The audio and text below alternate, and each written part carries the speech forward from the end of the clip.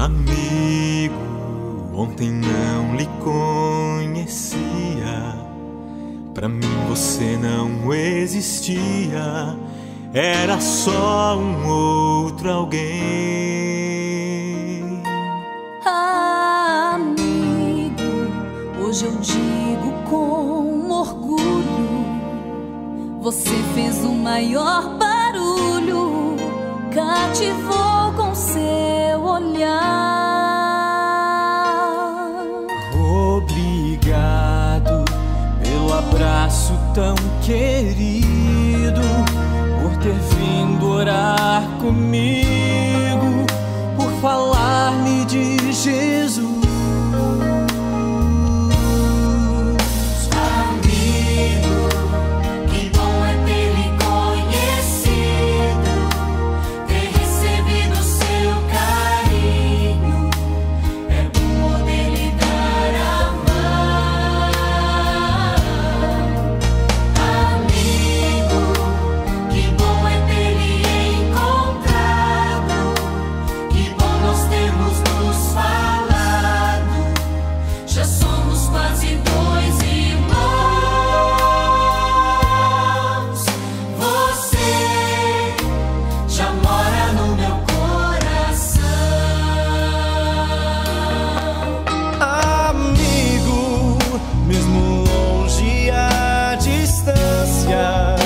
Guardo ainda na lembrança esse tempo que se foi.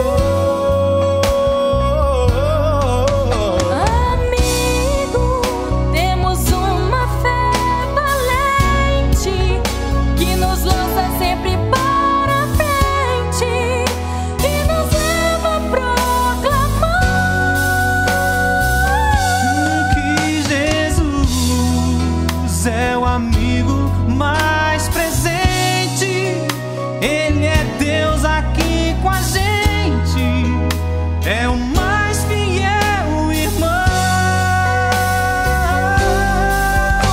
Amigo, quantas vezes nessa estrada, nessa nossa caminhada, foi difícil prosseguir.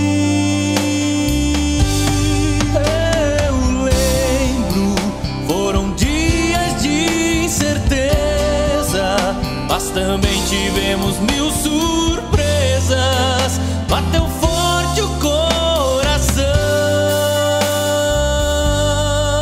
Hoje sei, é na força de um amigo, é na graça de um sorriso que Jesus estende a mão.